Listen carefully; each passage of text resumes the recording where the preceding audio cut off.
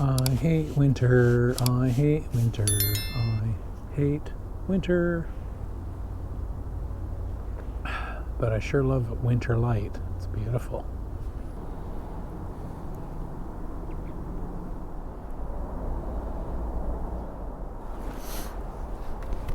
Hey guys, Riverview. Very chilly morning. I'm here at Riverview with two films. I've got Panatomic-X and I've got Tmax 100. Why?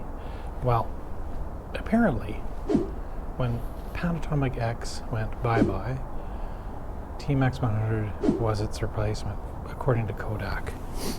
So, I just want to see if there are any similarities with these two films. I don't know.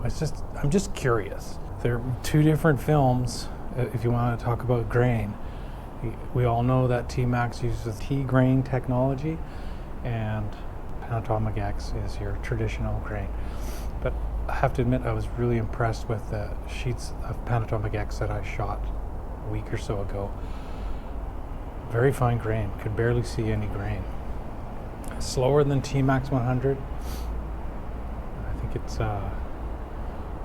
in the tech sheet it said it's an EI of 32, but I have, because it's so old, it's expired in 1963, I have to use it at around EI of 12. Okay, so the grain is different. The characteristic curves, well, I'll let them speak for themselves.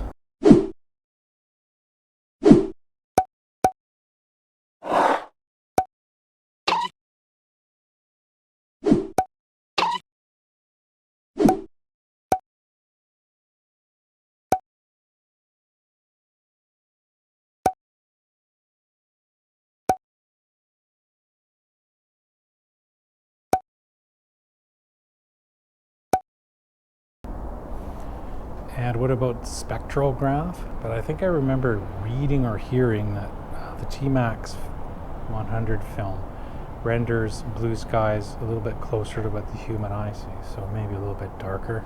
Let's just look at the graphs.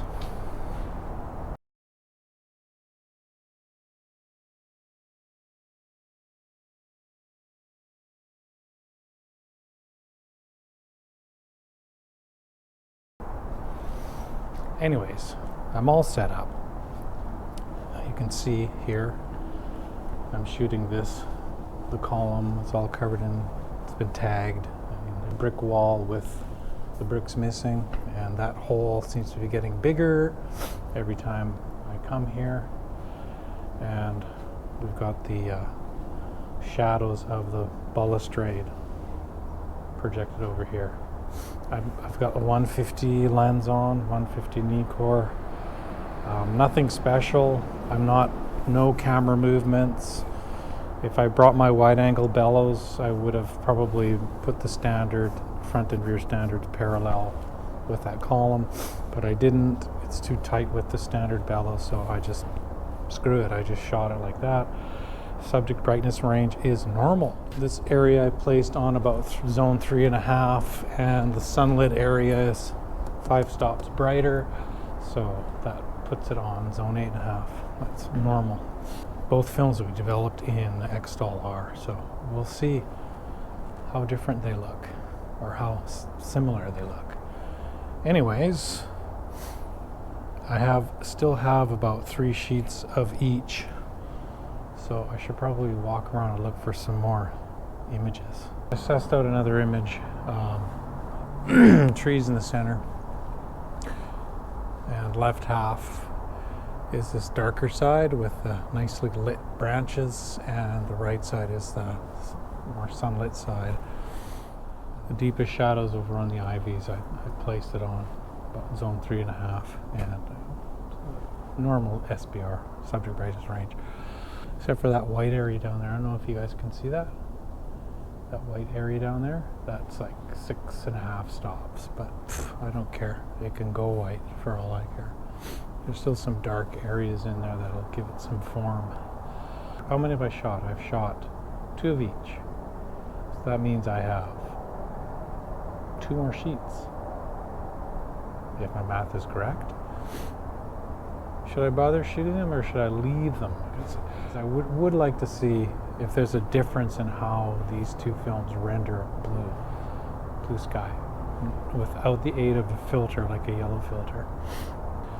Maybe I'll do that.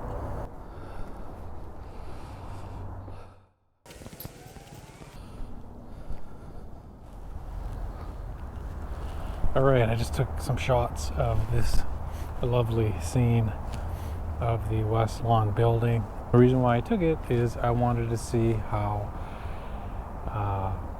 Tmax 100 and Panatomic-X render blue sky unfiltered.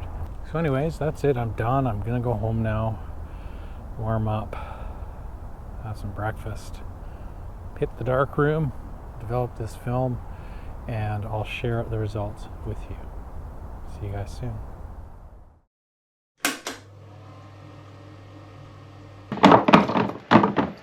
This is always fun, taking the film out in the light. Which one's this? This one is Tmax 100. Look at that. And this will be the Panatomic-X. If I can get it out. Wow, milky. Sure is curly. Ooh. Interesting how, the notch codes for both are the same. I don't know if you guys can see that. Same notch code. Interesting.